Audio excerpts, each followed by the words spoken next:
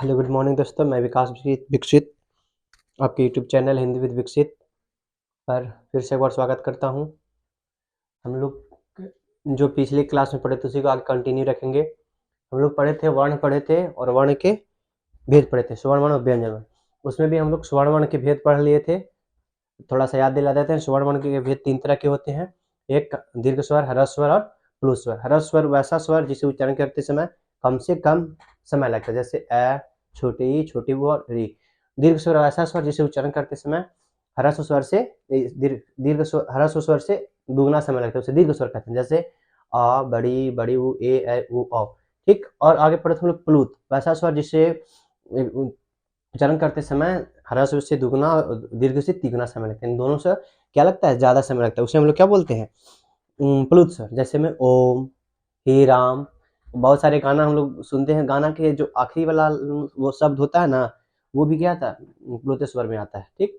तो आज हम लोग देखते हैं व्यंजन वर्ण के भेद। देखिए, व्यंजन वर्ण के भेद।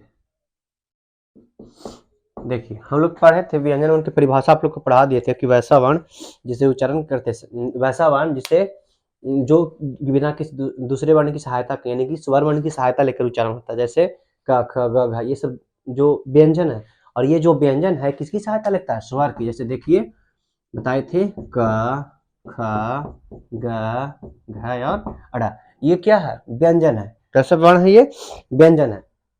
तो ये क्या अकेला है, नहीं, ये क्या बताते हैं, छोटा भाई है ना। ये किसके साथ में रहता है हमेशा, किसके साथ में, स्वर के साथ में। किसके साथ में, स्वर के साथ में। तो वही बताए थे वैसा वाणी से उच्चारण करते समय स्वर की सहायता लेना पड़ता है।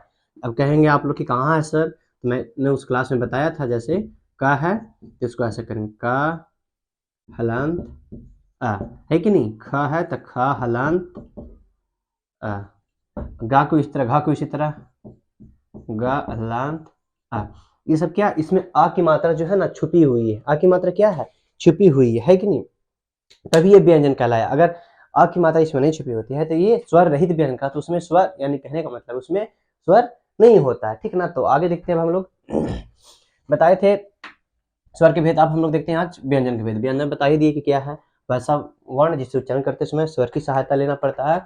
और एक बात और बताए थे, वैसा वर्ण जिसे उच्चारण करते समय ध्वनि, जो हम आवाज है ना, ध्वनि है, जो ध्वनि के साथ साथ हवा बाहर जो आती है ना, वो रुकावट से आती है। कैसे आती है, रुक कर आती है। जैसे बताए ना अभी का, तो थोड़ा सा जो यहाँ है ना कवर, यहाँ जो क्या हो जाता है, सटता है। क्या हो जाता है, सटता है। आगे हम लोग देखते हैं अब परिभाषा बताइए दे कि जिसे उच्चारण करते समय मुंह की जो ध्वनि है ना और ध्वनि के साथ साथ उत्पन्न हवा है वो क्या आता है, बाहर आता है। जैसे बहुत सारा इतना यानी कि 33 जो व्यंजन है, कितने टोटल, 23। भेद नहीं है, 23 प्रकार के व्यंजन होता है। जैसे का से लेकर पफवा, ये जो है ना 25 इधर हो जाता है, और यार अलावा वगैरह जो है ना सब मिला के क्या हो जाता है, टोटल 33 हो जाते हैं। इस सबको उच्चारण करते समय हम लोग यानी स्वर की सहायता लेते हैं।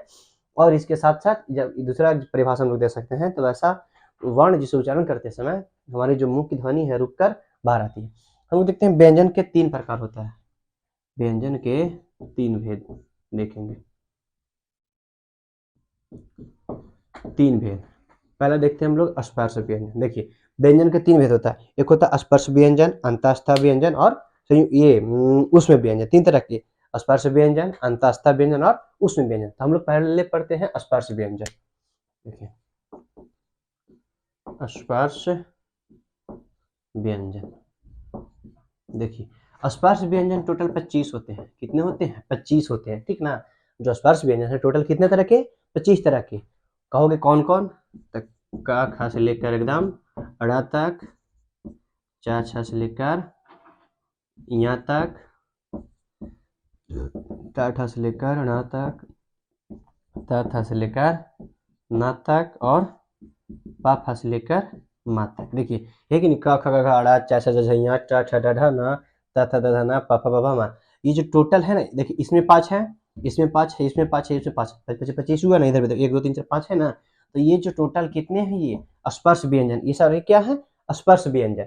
देखिए आप लोग स्पर्श व्यंजन कहता है ना वैसा व्यंजन जिससे उच्चारण करते समय हमारे मुंह की एक भाग दूसरे भाग से कहीं ना कहीं स्पर्श करता है। जैसे जो हमारा जीभ है ना, मुंह में तो अनेक सारी भाग है, क्या कंठ हो गया, तालु हो गया, मुर्दा हो गया, ओष्ठ हो गया, इतने सारे भाग है ना।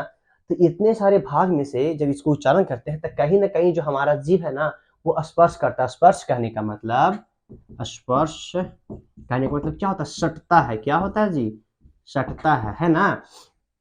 यहाँ देखिए हाथ सट रहा है कि नहीं, उसी प्रकार जो हमारा जीभ है ना, तो जीभ के जो मुंह अन्य भाग है, क्या क्या बताए, कंठ हो गया, तालु हो गया, मुर्दा हो गया, दांत हो गया, ये सब जो है ना, ये सारे भाग में कहीं ना कहीं ये क्या हो जाता है, सटता है, स्पर्श करता है।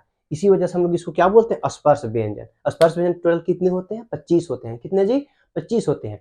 तभी मैं बताया परिभाषा वैसा व्यंजन जिससे उच्चारण करते समय मुंह का जो जीभ है ना, जीभ जानते हो, अगर तुम्हारी जीभ ऊपर नीचे नहीं होगी ना तो तुम्हारी आवाज आएगी, बाहर नहीं आ पाएगी। जीभ ऊपर नीचे होता है ना तभी हमारी आवाज बाहर आती है कि नहीं। तो जो हमारी जीभ है ना वो हमारे मुंह के अनेक भाग हो गया। क्या क्या हो गया, जैसे कंठ हो गया, तालु हो गया, मुर्दा हो गया, दांत हो गया, ओष्ठ हो गया, ये सारे भाग को कहीं ना कहीं से वो टच करता है। टच करने का मतलब क्या करता है, वो स्पर्श करता है। तभी तो हम लोग क्या बोलते हैं, स्पर्श व्यंजन। स्पर्श कहने का मतलब सटता है। क्या होता है, सटता है। इसकी वजह से हम लोग क्या बोल रहे हैं, स्पर्श व्यंजन। ठीक, देखिए ये अभी बताए हम टोटल कितने, 25। अब जैसे देखते हैं, देखो काका काका हो गया ना, इसको हम लोग बोलते हैं, देखो इसका वर्ग सबका अलग अलग होता है। देखो इसको बोलते हैं हम लोग क वर्ग। क्या बोलते हैं, क वर्ग। इसको बोलते हैं हम लोग च वर्ग। इसको बोलते हैं हम लोग ट वर्ग, ट वर्ग। इसको बोलते हैं हम लोग त वर्ग। इसको बोलते हैं हम लोग प वर्ग, है कि नहीं, प वर्ग। ये सबका अपना अपना, यानी कि इस का ग्रुप का है, क ख ग घ ड़ च छ ज झ ञ, ये बीच में है यही सब, क ख ग घ ड़ च छ ज झ ञ, ठीक ना। ठ ड ढ थ द ध फ ब भ म, है ना।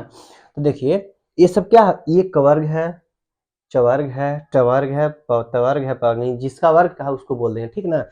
तो आप लोग इतना तो जान गए स्पर्श व्यंजन किसको कहते हैं। स्पर्श व्यंजन टोटल कितने होते हैं, 25 होते हैं। कितने होते हैं, 25।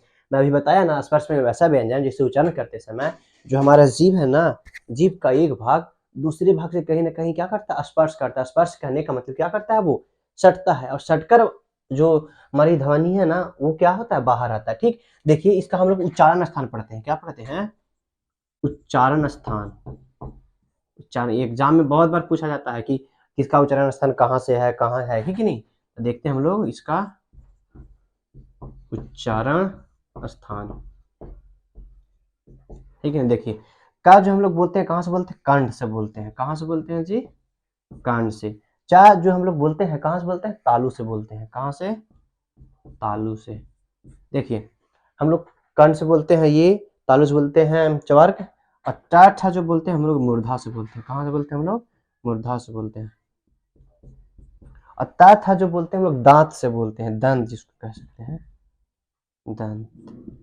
और पा जो बोलते हैं हम लोग ओष्ठ से बोलते हैं, है कि नहीं।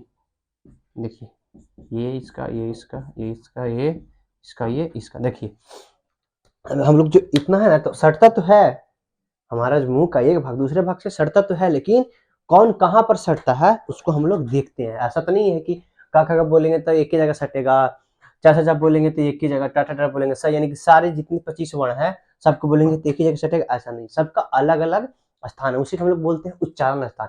एग्जाम में पूछा जाता है कि चलो बताओ जी, टा का उच्चारण स्थान कहाँ है, ता का उच्चारण स्थान कहाँ है, फ का उच्चारण स्थान कहाँ। ये 10th क्लास में आप लोग जाओगे ना, ऐसे भी तो पढ़ना है, लेकिन 10th क्लास के जब क्वेश्चन होता है जो बोर्ड एग्जाम वाला होता है उसमें हमेशा पूछा जाता है ये वाला कि इसका उच्चारण स्थान कहाँ। तो आप लोग अच्छे से समझिए आ जाएगा। एक बात और बताना चाहते हैं कि हमारे चैनल जो है उसे सब्सक्राइब करें और वीडियो को लाइक करें, कमेंट करें। अगर उतने सारे वीडियो बनाए ना तो उस पर अगर कहीं भी प्रॉब्लम है, कोई भी सब्जेक्ट में अगर नहीं समझ में आया तो कोई जिसे नहीं समझ में, जो बच्चा वो बता सकते हैं। और इसे ये नहीं कि बस कोई बच्चा एक ही देख सकते, इसे हर कोई देख सकते हैं इस वीडियो जो मैं बनाता हूँ, क्योंकि हर क्लास के लिए इंपॉर्टेंट है।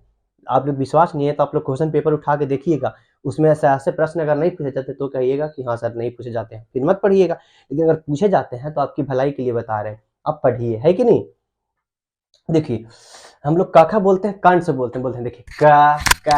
आप लोग विश्वास नहीं है ना, तो आप लोग का बोल के देखिए, रुक जाइए एक मिनट। का बोलिए, यहाँ देखिए का, यहाँ पर थोड़ा सा घर्षण हो रहा है, का। तो ये क्या है, इसको बोलते हैं कांट से हम लोग बोलते हैं। जो हम लोग का बोल रहे हैं, कहाँ से उच्चारण हो रहा है, कांट से। कहाँ से जी, कांट से। इसको याद रखिएगा, ठीक। आप लोग अब बैठे बैठे आप लोग देख रहे होंगे वीडियो, तो बैठे बैठे ट्राई कर सकते हैं। का देखिए कहाँ, का यहाँ से आ रहा है ना का, तो इसको हम लोग क्या बोलते हैं, कांट से बोलते हैं। देखिए च जो बोलते हैं हम लोग तालु से बोलते हैं। देखिए च तालु कहने का मतलब देखिए समझते हैं, दांत तुम्हारा है ना, दांत के नीचे जो उठा हुआ भाग है ना, यहाँ च ये क्या है, तालु है। ये क्या है, तालु। तालु मतलब समझते हो ना, ये देखो जो दांत है, दांत के नीचे जो उभरा हुआ भाग थोड़ा सा नहीं, ये वाला दांत के नीचे जो उभरा हुआ भाग है, ये क्या है, तालु है। तो हम लोग च था जितना बोलेंगे, देखो च छ ज झ य, च छ ज झ य। तो जो तुम्हारा जीभ है, क्या जी, जीभे सटेगा अधिकतर जगह, क्या करेगा जीभ, लेकिन दांत कंठ में तो जीभ ना सटता, लेकिन और जो बोलेंगे इसके अलावा सब जीभे सटता है। देखो च, देखो ये जीभ है ना, ये जीभ यहाँ सटता है, ऊपर वाला भाग जो है ना वहां सटता है। कहाँ सटता है, यहाँ। अगर दिखाने लायक होता है ऐसे दिखा सकते हैं, हाँ हाँ, लेकिन क्या दिखाएं, वैसे आप लोग समझदार हो, खुद समझ जाओगे ऐसे करके। च देखो जीभ है, ये जीभ यहाँ, यहाँ जो दांत के नीचे उभरा हुआ भाग है ना ऊपर वाला में, वहां सटता है, उसको क्या बोलते हैं लोग, तालु बोलते हैं। क्या बोलते हैं, तालु। तो चाचा कहाँ सटता है, तालु में। फिर देखो ट ठ ड ढ ण ण, देखो दांत जो टवर्ग है, ये कहाँ सटता है, मूर्धा में। मूर्धा कहोगे सर किसको बोलते हैं, मुर्दा की मूर्धा की मुर्गा, मुर्गा मुर्धा, मुर्गा मुर्दा नहीं है, ये मूर्धा है। देखो धा लिखे हैं, क्या है, मूर्धा। ये ना कहेगा सर टवर्ग बोलते हैं तो मुर्गा में सटता है, मुर्गा में सटेगा नहीं। देखो मूर्धा, ये जो तुम्हारा उभरा हुआ भाग बताया ना हम, तालु ये वाला, उसके नीचे वाला गड्ढा है ना, यहाँ यहाँ देखो तालु जीव है ना, ये यहाँ सटता है, यहाँ हाँ। उठा हुआ जो भाग है ना, गड्ढा हुआ, उठा हुआ जैसे मुर्धा हो गया, नहीं ये तालु हो गया उठा हुआ भाग, उसके नीचे जो गड्ढा वाला गड्ढा, वो क्या कहलाता है, मुर्धा कहलाता है। क्या जी, मुर्धा। मुर्गा ना बोल देना चाहे मुर्दा, वो अलग हो जाता है, तो वो मुर्धा में सटता है। था बोलते हैं दांत में सटता है, कहाँ बोलो, त थ द ध न, त थ द ध न। तो जो जीभ है तुम्हारा कहाँ सटता है, दांत में सटता है। कहाँ सटता है, दांत में सटता है कि नहीं। तो इसको हम लोग बोलते हैं दंत, ठीक है ना, दांत को क्या बोलते हैं, दंत। ये प फ जो ओष्ठ में सटता है, कहाँ सटता है, ओष्ठ में। जैसे प फ ब भ म, प फ ब भ म, ओष्ठ में सटता है कि नहीं। हाँ, तो इतना हम लोग अभी देख लिए कि कौन कहाँ पर उच्चारण स्थान है। अगर नहीं समझ में आएगा तो आप लोग कमेंट करके बता सकते हैं कि मुझे नहीं समझ में आया, मैं अच्छे से बताऊंगा, ठीक ना। और आप लोग ध्यान से पढ़िएगा, है कि नहीं, क्योंकि पढ़ना ही आप लोग के है भी, क्या पढ़ना, क्या पढ़ने के अलावा कुछ और नहीं है। आप लोग ध्यान से पढ़िएगा, मैं बार बार बताता हूँ, ध्यान से पढ़िए। पढ़ाई के अलावा भी आप लोग की कुछ है ही नहीं, बस जो भी कहेंगे अभी आप लोग को, कहेंगे पढ़ो, ये ना कोई कहेंगे कि कमाओ चाहे पैसा लाओ, ये वो कुछ नहीं कहेंगे। आप लोग को जो भी कहेगा बस कहेगा पढ़ना। इसलिए हर बच्चा मेहनत से पढ़ो, ताकि माँ बाप का सपना साकार हो, अच्छे से मैट्रिक इंटर में रिजल्ट लाओ, ताकि देखने वाले भी कहे कि नहीं देखो ये बच्चा ठीक पढ़ता था, इतना नंबर लाया। बस खाली पढ़ने से जाने आने जैसे नहीं, मेहनत करना होता है घर पे खुद से, है कि नहीं। जैसे यहाँ हम बता दिए और यहाँ बता दिए तो क्या, यहाँ वीडियो देखने से कुछ नहीं होगा। जैसे मैं बता रहा हूँ उसके तरह से आप लोग घर पे रिवीजन करो, तो ही समझ में आएगा, ठीक है ना। आगे हम बताते रहेंगे क्या करना है क्या नहीं, लेकिन अभी देखते हैं। देखिए स्पर्श व्यंजन, स्पर्श व्यंजन हम लोग पढ़ लिए। अब हम लोग पढ़ते हैं अंत अस्था व्यंजन। अंत अस्था व्यंजन, देखिए अंत अस्था व्यंजन।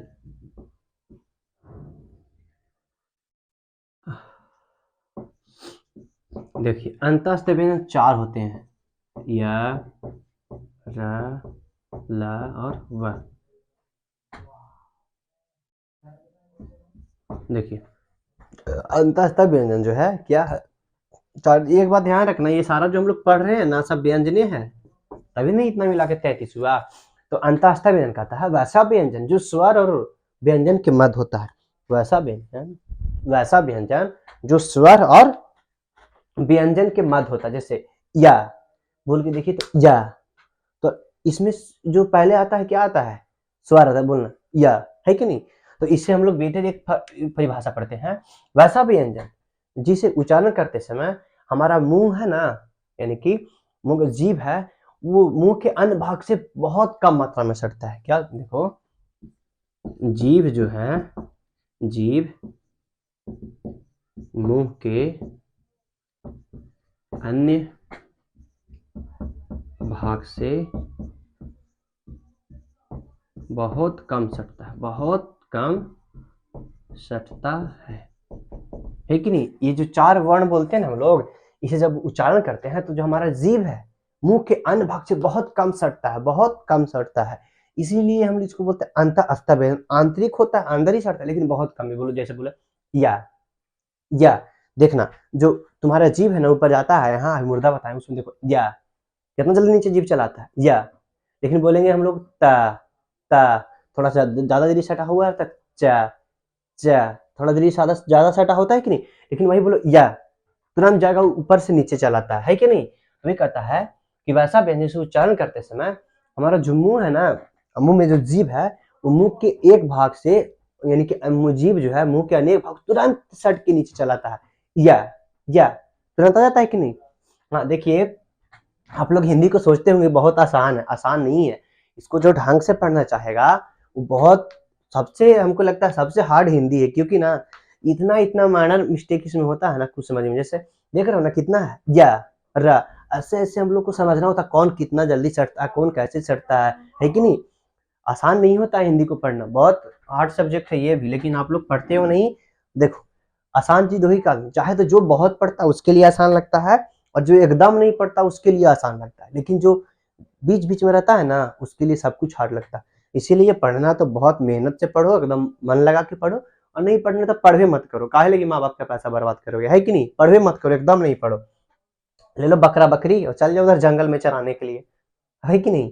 लेकिन अगर पढ़ने के लिए पैसे मिलते तो मेहनत से पढ़ो उसे, है कि नहीं। जो पैसा मम्मी पापा देते हैं उसको सही जगह पे इस्तेमाल करो, है ना। बस नहीं कि पढ़ाई के नाम पर फीस लेंगे और करेंगे तो सब फालतू हो जाता है।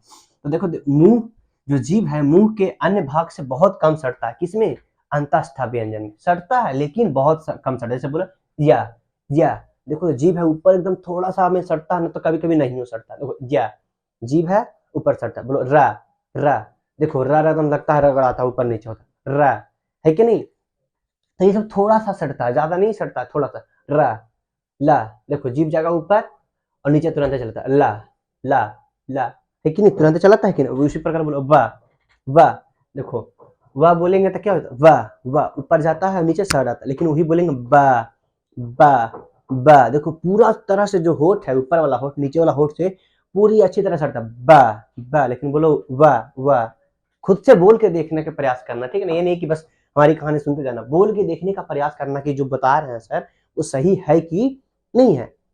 फिर ये देखो या थोड़ा सटता है जीभ ऊपर, जो मुर्दा है यहाँ थोड़ा सटता है या।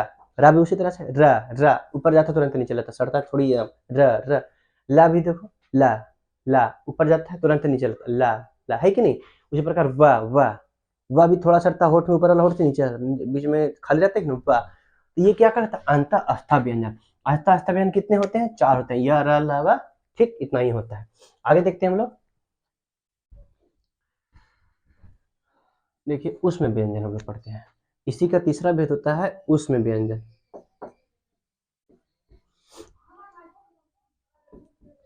उसमें व्यंजन है कि नहीं। देखिए उसमें व्यंजन कहता है, उसमें व्यंजन में 4 ही होते हैं। देखिए लिखते हैं तलब सा, मूर्धन्य सा, दंत सा और देखिए उसमें व्यंजन में कितने होते हैं, 4 ही होते हैं, तलब सा, मूर्धन्य सा, दंत सा और है। देखिए ये कहता है वैसा व्यंजन जिससे उच्चारण करते समय हमारा मुंह का एक भाग दूसरे भाग से एक से अधिक बार रगड़ करके गर्म हवा बाहर निकालता है। क्या करता है, गर्म। एक बात आप लोग जानते होंगे, जब कोई चीज भी रगड़ करता है ना तो क्या करता है, वो गर्म हो जाता है। जैसे देखिए बताते हैं आप लोगों को, हाथ अपना लाइए, हाथ कीजिएगा ऐसे सब कोई, और ऐसे ऐसे कीजिए, ऐसे ऐसे कीजिए, देखो गर्म होती है ना, हाथ होता है कि नहीं गर्म, जैसे करो देखो हाथ गर्म हो जाता है। तो जब हमारा हाथ है, हाथ जब गर्म रगड़ रहे हैं तो क्या हो रहा है, गर्म हो रहा है। हाथ पे नहीं, कहीं पर भी रख लो, देखो बगल में बैठे हो कुछ पर ऐसे अंगुली रगड़ना, देखो ऐसे ऐसे ऐसे 2-3 बार रगड़ो, देखो गर्म हो जाता है, होता है कि नहीं। तो जब हमारा हाथ चाहे कुछ और एक दूसरे से रगड़ करते हैं तो क्या होता है, गर्म होता है। तो हमारा जीभ जो है ना, मुंह के जो अन्य भाग है, जीभ जो है मुंह में बहुत सारे भाग है, तो वही सारे भाग से एक से अधिक बार रगड़ करता है। क्या करता है जी? एक से अधिक बार रगड़ करता है। और जब एक से अधिक बार रगड़ करेगा तो क्या गर्म नहीं होगी हवा? क्या होगी जी? गर्म होगा। और जब यहाँ पर मतलब कि गर्म हवा, जैसे यहाँ हवा रगड़ाता है तो गर्म हो जाता है, तो वायु भी निकलेगी, क्या निकलेगी? गर्म ही निकलेगी। जैसे आप लोग अनुमान कभी किए होंगे, कभी रास्ते में जाते होंगे तो देखते होंगे रास्ते में तालाब वगैरह होता है ना जी, तो उसमें पानी देखे होंगे, ठंडी के मौसम की बात करें, पानी गर्म होता है, दिन भर धूप होती है ना तो गर्म होता है। अब रात जब ठंडी के मौसम में आप जाओगे, वहां से गुजरोगे, तो क्या हो जाता है? वहां से जो हवा चलते रहती है ना, वो गर्म हवा होता है, क्योंकि वहां का पानी जो है गर्म है। वहां से पानी जो हवा निकलता है वो क्या होता है? गर्म होता है। क्या होता है? वो गर्म होता है। तो आपको गर्मी महसूस होती है कि नहीं? तो उसी प्रकार हमारा मुंह में भी है। जैसे हमारा मुंह जो एक दूसरे से रगड़ करता है, एक जो मुंह का एक भाग है दूसरे भाग से क्या करता है? एक से अधिक बार रगड़ करता है। जब वहां का स्थान गर्म हो जाता है तो वहां से निकलने वाली जो हवा है तो वो भी क्या हो जाएगा? गर्म ही हो जाएगा। क्या हो जाएगा? गर्म है कि नहीं? तो ये जो उसमें लिखे है ना, इसका मतलब होता है उष्मा। उसमें लिखे हैं क्या होता है? उष्मा। उष्मा मतलब वही गर्मी, हीट जिसको बोलते हैं, है ना, गर्म। वही कहता है वैसा वर्ण जिसे उच्चारण करते समय हवा क्या आती है? बाहर कैसी हवा आती है? गर्म हवा आती है। कैसी हवा आती है? गर्म हवा आती है। जैसे बोलते हैं तालव्य सा, बोलिए आप लोग तालव्य सा। देखना जो मुंह है ना, एक दूसरे से कितना बार रगड़ाता है। देखो तालव्य सा, कई बार रगड़ाता है, लेकिन वही बोलो तो का, एक के बार में खत्म हो गया ना। बोलो ला, एक के बार में खत्म हो गया। बोलो चा, एक के बार में। लेकिन वही बोलो तो तालव्य सा, 3 4 5 बार आता है ना। और जब इतना बार रगड़ाता है तो गर्म होना निश्चित है। अब जब वहां का स्थान गर्म हो जाएगा, और स्थान जब गर्म हुआ तो वहां से जो हवा आएगी वो भी क्या आज की गर्म ही हवा आएगी, यानी कि उष्मे के साथ, उष्मा के साथ आएगी। क्या चीज जी? उष्मा के साथ। उष्मा कहने का मतलब हीट। क्या? हीट। जैसे बोलते हैं मूर्धन्य स, बोलिए मूर्धन्य स। एक 2 3 4 बार रगड़ाता है ना, और जब एक 2 3 4 बार रगड़ा रहा है, 3 4 बार रगड़ाने के कारण क्या होगा? ये हवा यहाँ का क्या हो जाएगा? गर्म हो जाएगा। और गर्म होने का मतलब उष्मा, जिसको बोलते हैं आप लोग हीट बोल सकते हैं भी। फिर बोलते हैं दंत सा, दंत सा, इसको भी बोलते हैं दंत सा। 3 4 बार रगड़ाता है ना, 3 4 बार जब रगड़ा गया तो क्या हो गया? गर्म हो गया। बोलेंगे है, बोलो है। देखो कितना बार कंठ रगड़ाता है। तो इतना जब रगड़ हो रहा है तो यहाँ भी क्या होगा? गर्म ही होगा। ठीक है ना? तो इसको हम लोग लिख सकते हैं परिभाषा में, जिसे उच्चारण करते समय